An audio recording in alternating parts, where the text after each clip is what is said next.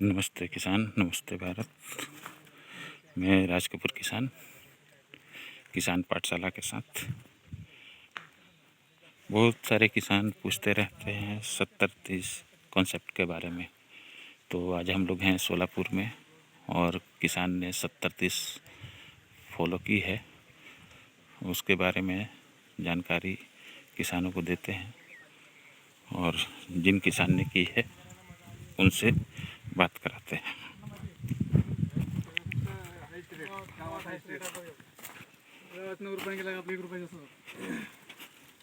अच्छा, 1 रुपये जास्त भेटायला। विपिन जी राम राम। नमस्ते। आपका परिचय बताइए। बिपिन भाऊसाहेब गवारे, राहणार सरवडो, तालुका करमाळा, जिल्हा सोलापूर। 70-30 कंसेप्ट यहाँ इन्होंने करके रखा है। लाइन से लगा 5 फीट और पौधे से पौधे की दूरी 7 फीट zigzag। और मदर प्लांट पूरा खड़ा रखा है, 2 पत्ते ऊपर और साइड में जो भी। विपिन भाई, ये कब आपने रखा था ये? कटिंग होने के बाद। अच्छा, मतलब कटिंग के पहले ही रखा हुआ था? नहीं, जैसे पूरा कटिंग खत्म हुआ तो वो एक 17 रखा था, उसमें से अच्छा पौधा सिलेक्ट करके नीचे ये कितने बड़े बड़े थे जब ये सिलेक्शन किया था? 2 फीट 1.5-2 फीट। मतलब वही मैं बोल रहा हूँ कि कटिंग से पहले ही रखे हुए थे, खाली कट करके नहीं रखे थे, है ना?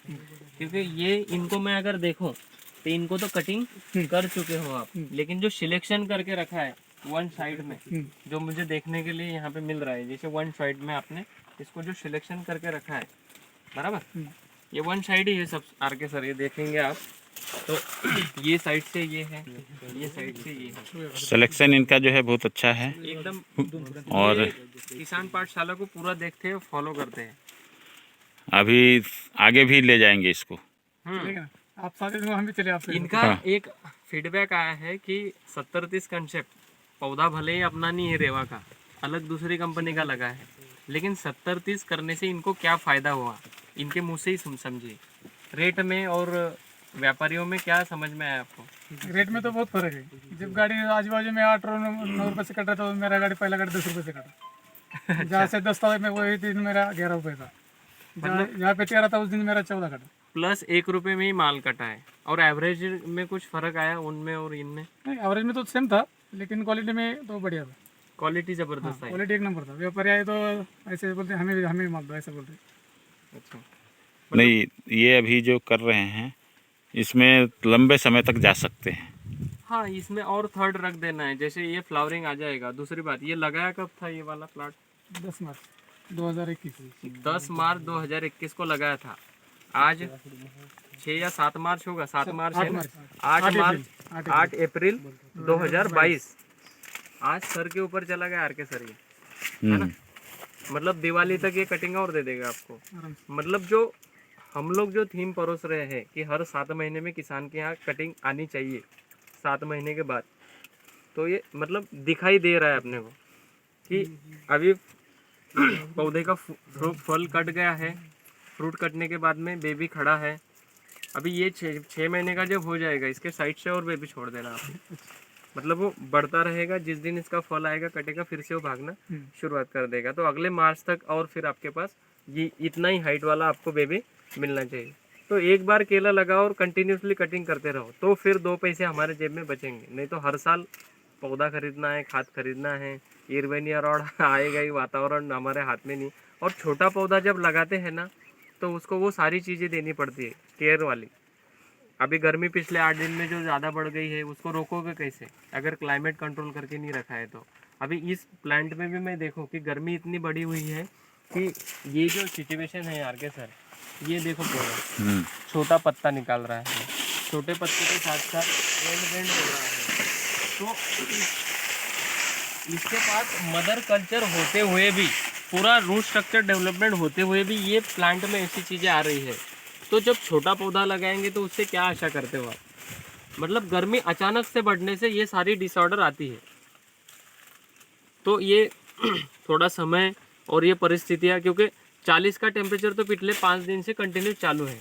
40 का टेम्परेचर अभी ये सहन करने लगे, उसके बाद में आने वाला नया पत्ता फिर वो अच्छा दे देगा, क्योंकि उसको पता चल जाएगा कि मुझे अभी इस वातावरण में ही रहना है और इसके हिसाब से मुझे भोजन बनाना है। जैसे कोई व्यक्ति कंटिन्यूस एसी में रहता है तो बाहर, घर के बाहर निकलने के बाद कुछ तो उसको लगेगा, जैसे हमें नहीं लगता है कुछ, क्योंकि अपने को आदत गिर गई है बाहर घूमने की। तो वो उसको 2 दिन, 5 दिन, 7 दिन उस वातावरण में सेटल होने के लिए लगेंगे, उसकी एंटीबॉडीज बनने के लिए लगेंगे। वैसे भी पौधे का भी है। जो छोटा पौधा आता है नर्सरी से, वो तो हरी नेट के नीचे हार्डनिंग किया हुआ है, बाहर निकलेगा, उसको वो एटमॉस्फेयर दिया हुआ रहता है जो उसको वहाँ पे चाहिए। इसीलिए हमारे खेत में हम आने के बाद में बोलते हैं कि चारों तरफ गन्ना घास पहले चाहिए। पौधे से 1.5 फीट पश्चिम और दक्षिण दिशा में सन लगाना चाहिए। 2 पौधों के बीच में 2 मक्का के दाने चाहिए ताकि गर्म हवाओं को ये रोके।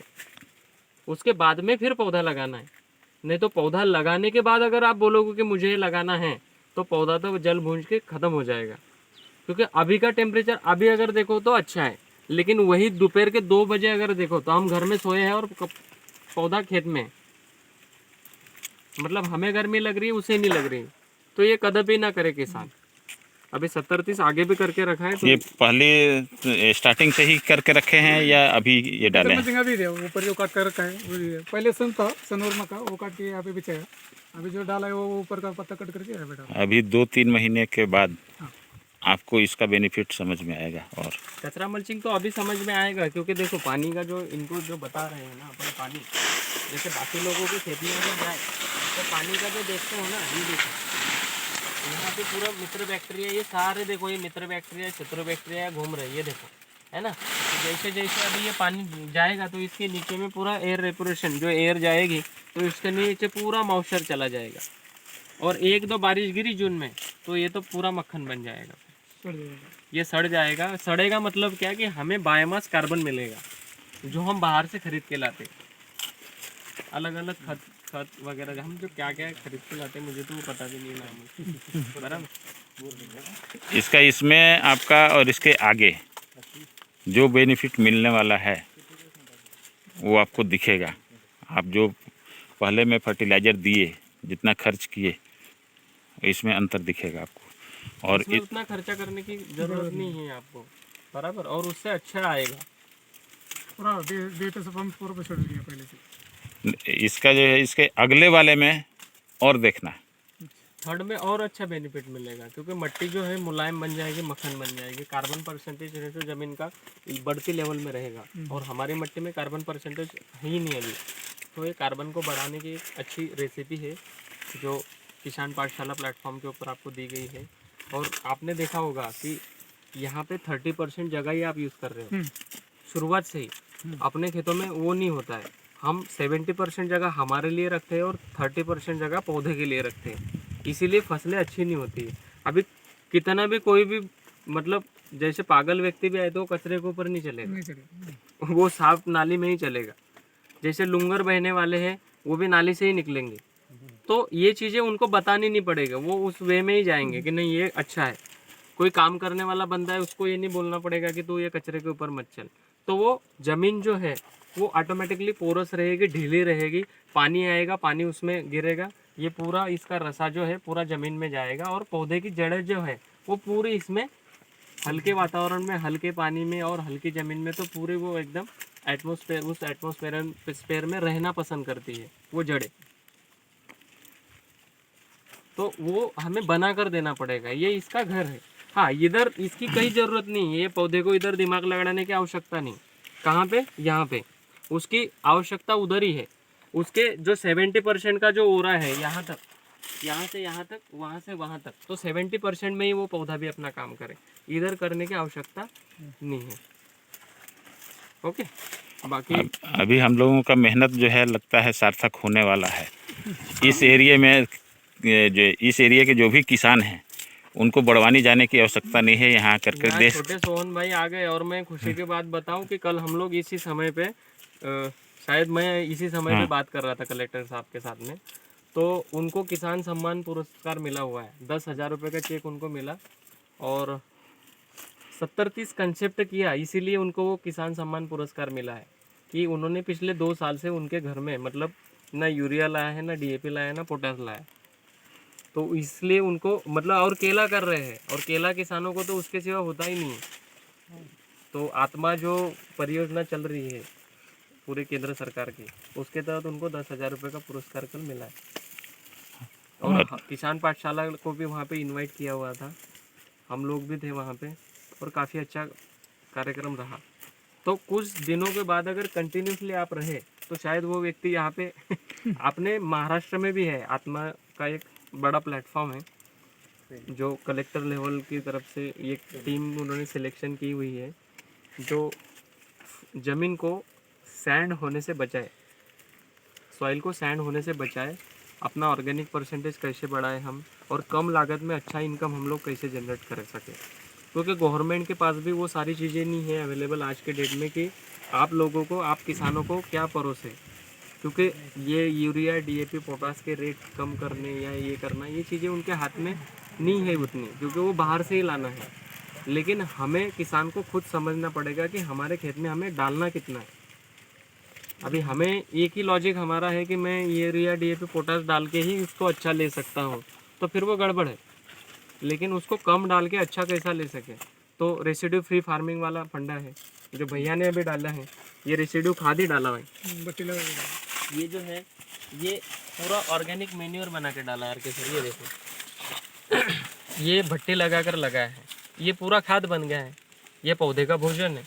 जहाँ 5 गोनियाँ डालनी थी वहाँ 2 गोनियाँ ली और 3 गोनियाँ गोबर खाद, उसको मिक्स किया, 7 से 8 दिन रखा और प्योर ऑर्गेनिक मैन्योर बना।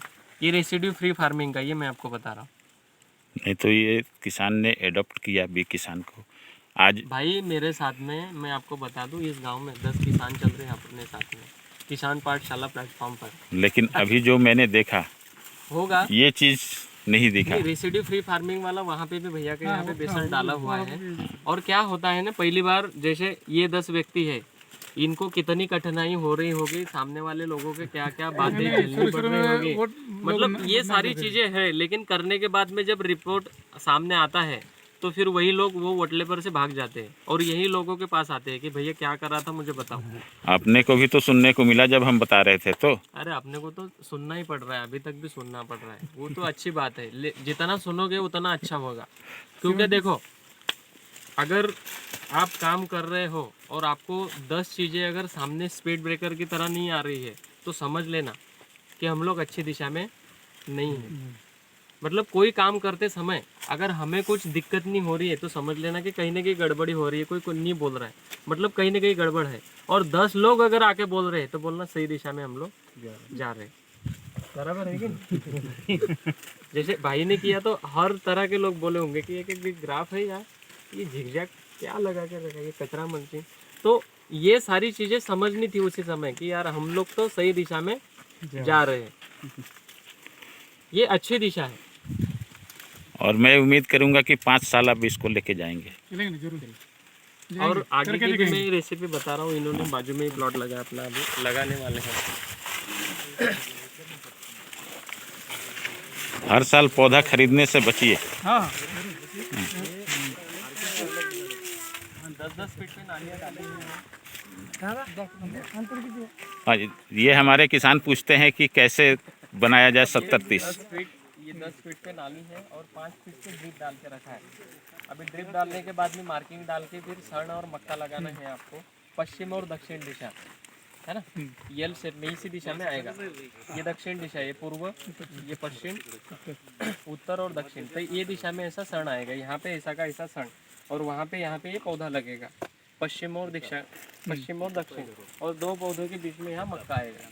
ये तो प्रैक्टिस हो गई भैया की, बाजू में ही प्लॉट खड़ा है तो नहीं इनका कॉन्सेप्ट तो क्लियर हो गया है। किसानों को कॉन्सेप्ट क्लियर होना चाहिए। लेकिन आप यहाँ के किसानों को इस चीज़ को बताना है, क्योंकि जितने भाई यहाँ खड़े हैं उनका 2 पैसा बचेगा तो कई होता है, खर्च तो हो ही जाता है, बचत में लागत तो कम होता है, खत में बचत हो जाता है। हाँ निंदे गुड़े में बचत हो जाता है। नहीं ये बहुत अच्छा आपने जो है बनाया है, और ये किसानों के लिए भी सीखने के लिए है। और जिस दिन इनके जेब में 2 रुपया जाने लगेगा उस दिन आपको याद करेंगे सब क्योंकि पहला स्टार्टअप आपने लिया है। किसान मित्र उस्मानाबाद, ये बाजू में ही है, घूम अच्छा। आए हुए हैं। ये भी 70-30 कंसेप्ट कई दिनों से मेरे से बात कर रहे हैं फ़ोन पे। 60-70 किलोमीटर से आए हुए 2 व्हीलर पे, और पिछले 2.5 से 3 घंटे से राह देख रहे थे, है ना। आपका परिचय दीजिए, आप लोग कहाँ से आए हैं? मी रामकृष्ण बलबीन घरत राहणार वालोड तालुका भूम जिल्हा उस्मानाबाद. मी 70-30 म्हणजे काय असतं ते पाहण्यासाठी इथपर्यंत आलो आहे. मला सरनी नंबर दिला गणेश सरनी यांचा, तर त्यांना फोन करून मी इथपर्यंत आलो. कसं वाटलं 70-30 बघितल्यानंतर? केळीचा जो कन्सेप्ट आहे, एक वेळा लावल्यानंतर अनेक वेळा केळी घ्यायला पाहिजे. आणि व्यापाऱ्यांचा जो कन्सेप्ट आहे, त्या व्यापाऱ्यांना कमीत कमी एका गावामध्ये जर 10 व्यक्ती एका लाईनमध्ये चालणारे जर मिळाले ना, तर केळी घ्यावीच लागेल. सेकंडचं घेत नाही, थर्डचं घेत नाही, फोर्थचं घेत नाही. का घेत नाही? कधी लोटगाडीवरती गेल्यानंतर बघितलं तुम्ही की हा सेकंडचा माल आहे, म्हणजे पिलवागाचा माल आहे, तर याला 20 रुपयात घ्या. हा 9तीचा आहे, याला 40 रुपयात घ्या. घेतलं कधी? अहो, आम्ही केळी खात आलो होतो, 150 रुपयाची केळीच खाल्ली आम्ही. आता आम्ही केळीच खातो, कारण केळीचं आपला बिझनेस आहे, आपले शेतकरी केळीवाले आहेत, तर आपण केळीच खाल्ली पाहिजे, जेणेकरून आपल्या परिवारातच कुठेतरी तो पैसा जातो आहे. तर डेली केळीच खाल्ली पाहिजे. परंतु 50 रुपये डझन केळी एवढी. आता मी विचारलं नाही त्याला का सेकंडची आहे का थर्डची आहे, घेतली खाल्ली. तर ते आपल्याला विचारतात. तर त्या गोष्टी कधी होतील? त्यांना पण ते कन्सेप्ट क्लिअर नाही आहेत. कारण त्यांना एक गाडी भरायला जर का 10,000चा पिलबाग तुमच्याजवळ आहे, तर त्यांच्या 2 गाड्या तरी ॲटलिस्ट भरल्या जातील. एकाची 9ती आणि एकाचा पिलबाग ते भरणार कसा? तर ते आपल्याला सगळ्यांना समजावं लागेल की त्याला काय पाहिजे, त्याच्यानुसार मग आपल्याला ते बनवून द्यावं लागेल. ती रेसिपी आपल्याला खाली तयार करावी लागेल. जसा हा पिलबाग आहे विपिन भाऊचा, किती एकरचा आहे? 1.25 एकर. 1.25 एकर. 1.25 एकरामध्ये गाडी भरते का हो? वन टायमाला नाही भरत. मग तुमच्यासोबत कमीत कमी 1.25 एकराचे 5 शेतकरी असले पाहिजे, म्हणजे 10 टनाची 14 टनाची गाडी भरेल. बरोबर आहे की नाही? तरच तो भरून नेईल ना. जर 1.25 एकरामध्ये 300 झाडं कापणीला आहे, तो नेईल का गाडी? तो म्हणेल सेकंड आहे. त्याला माहिती आहे की हा माल गेल्यानंतर मला 5 टनाचाच न्यायचा आहे, मला भाडं जास्त लागणार आहे. तर तो तिथं त्याला 10ला जरी विकणार असला, तर तो तुम्हाला इथला 7लाच किंवा 5लाच सांगेल. कारण का? की त्याला माहिती आहे की मला 2 पैसे वाचले पाहिजे, आणि जर पूर्णच मिळाले तर ते त्याच्या खिशातच जाणार. तो कशाला विपिन भावला देणार? परंतु त्याच ठिकाणी त्याची 14 टनाची जर गाडी भरली, तर मग तो त्याला फुल माल भाव द्यावा लागेल. आणि ह्या वर्षी अशी कंडिशन होती की 9तीपेक्षा पिलबागाला जास्त भाव होते. आम्ही स्वतः बिके बनवण्याच्या गाड्या कापल्या. कारण झालं काय, 9त्यांमध्ये करपा, सिगाटोका ह्या सगळ्या गोष्टी होत्या. तुम्हाला पिलबागामध्ये नाही दिसल्या असणार. पिलबागामध्ये फार कमी होता. का होता? तर मदर प्लॅन्ट त्याच्याजवळ उभा होता, त्याला न्यूट्रिशन व्हॅल्यू पूर्ण गेन झाली. कारण मागच्या वर्षी उन्हाळा पण लांब गेला, उन्हाळा पण मोठा झाला जुलैपर्यंत, पावसाळा पण मोठा झाला, आणि थंडी पण लांबत गेली. आता तसंच ऊन आता लवकर येऊन गेलं आपल्याकडे. जशी आजची जी गरमी आहे, आजचं जे टेम्परेचर आहे कमीत कमी 40, आता थंडी झालं थोडं, बरोबर, 40°C जे तापमान आहे हे आपल्याला मार्च महिना झाल्यानंतर मिळत होतं, एप्रिलच्या पहिल्या आठवड्यात. खोटी गोष्ट आहे काका? हे आज आपल्याला झेलावं लागतंय. जर आजच्या कंडिशनला एखादी शेतकऱ्याने जर केळी लागवडीची प्लॅनिंग केलेली असेल, आणि त्याला जर वाटत असेल की आमच्याकडे 32 ते 36पर्यंतच टेम्परेचर असतं मार्चमध्ये, आणि ह्या 40च्या टेम्परेचरमध्ये त्याने जर केळी लावली, तर तो काय छत्री घेऊन बसणार आहे त्याच्यासोबत? नाही बसू शकत. मग त्याच्यासाठी प्रत्येक शेतकऱ्याने ती आधी प्री प्लॅनिंग केलीच पाहिजे. तुम्ही जी केळी लावताय त्याच्यामध्ये सण, मका किंवा पपई जरी लावत असले, तरी त्या पपयाच्या झाडाला सुद्धा सण, मका लावलाच गेला पाहिजे. म्हणजे गरम उष्णतेने आलेली जी हवा असते ती त्याला अडली गेली पाहिजे कुठेतरी, आणि त्या झाडाजवळ ती हवा ज्या टायमाला जाईल त्या टायमाला ती त्या हिरव्या पानांमधून गेल्यानंतर त्या पाण्याला थंडी लागेल. ती जसं एखादी कूलर लावल्यानंतर जाड्या असू द्या, सगळं असू द्या, ड्राय जर फिरवलं तर थंडी हवा लागते का? लोक साड्या लावतात, साडीने फरक पडतो का? साडीमधनं जशी हवा येणार तशी पास होणार. तसं बाहेर जर का हिरवडीचं काही लावलं, तर त्या हिरवडीतनं येणारं जी हवा असते, गरम हवा, ती थंडी होऊन येते. तर त्याला काहीतरी ते गारवा वाटेल.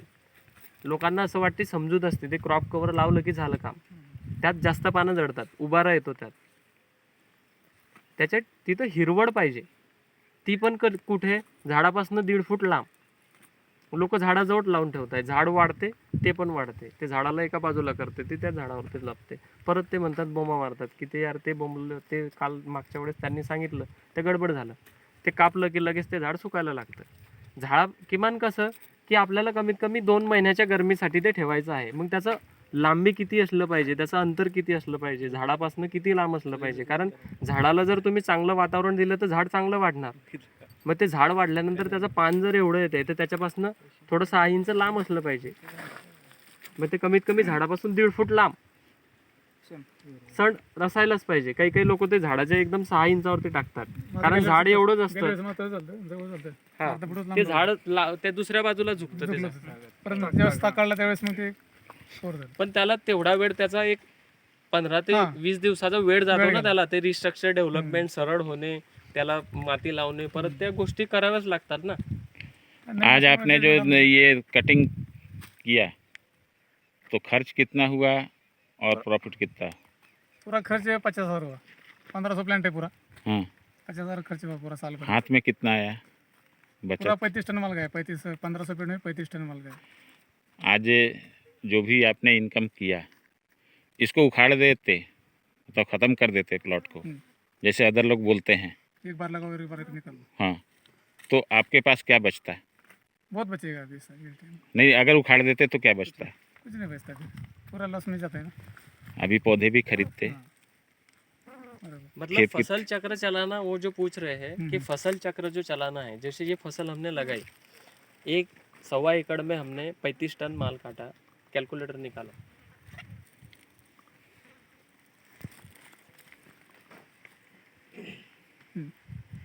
35 टन माल जो काटा हमने, क्या रेट में बेचा? 15 रुपये. सरासरी 13 रुपये एवरेज. 13 रुपये में बेचा. बराबर, करो उसको 4.5. 4.5 लाख रुपए. तो उसमें 50,000 रुपये खर्चा करके 4 लाख रुपए का मुनाफा हो. अभी इसको निकाल कर फेंकने में ही आपको 20 से 30,000 रुपये लग जाते हैं जो अभी बचे हुए. और ये आने वाले 7 महीने के बाद आपको फल भी देगा और कटिंग पे भी लाएगा. मतलब उस समय पे भी 2 पैसे आपकी जेब में आने वाले हैं. तो ये थीम के ऊपर चलाने का ये मकसद है कि हर बार कल्टीवेटर नहीं घुमाना है, हर बार पौधा ही नहीं खरीदना है. एक ही पौधा लगाकर वो अनेक बार हमें कटिंग करना है. मतलब फसल चक्र को एक ही बार लगाने के बाद उसका चक्र चलाना है. जो हम अभी चक्कर में घूम रहे थे जलेबी की जैसा, कि लगाओ और ऐसे घूम के आओ उधर ही, मतलब वो चीज़ें गड़बड़ थी. नहीं ये प्लॉट थोड़ा सक्सेस हो तो इसमें गन्ना था, पहली बार ही गन्ना था. तो ये 2 एकड़ में बात 72 एवरेज पड़ा अच्छा, गन्ने में गन्ने में 2 एकड़ में. तो अभी ये 1 एकड़ में 4 लाख का मुनाफा हुआ खर्चा जाएगी. तो इसलिए अब 1 एकड़ में गन्ना तोड़ दिया, उसके बाद फिर केले लगा. 1 एकड़ बचा वो भी अगले साल में वो भी उसमें भी केले लगा. यही है, केला देकर गया ना तो बहुत कुछ देकर जाता है, लेकिन लेकर गया ना. यही चीज़ हम लोग पूरे भारत को बताना चाह रहे हैं, लेकिन लोग समझने को तैयार नहीं है. पैसा ज़्यादा है किसानों के पास, खर्च नहीं जितना लोग भी करना, बोलते हैं कि केले में खर्चा ज़्यादा है, लेकिन मैंने तो 50,000 में 100 एकड़ का केला निकाल दिया. 50,000 में निकाल लिया. और अभी जो है भाई महारथी मिले हैं, ये तो चौथी बार का है इनका. हाँ 4 बार मिले अपन गेलो सुरुवातीला. नहीं, ये चीजें जो है ना अच्छा लगा. तीसरी बार आया केला, तीसरी बार का केला सबसे अच्छा था.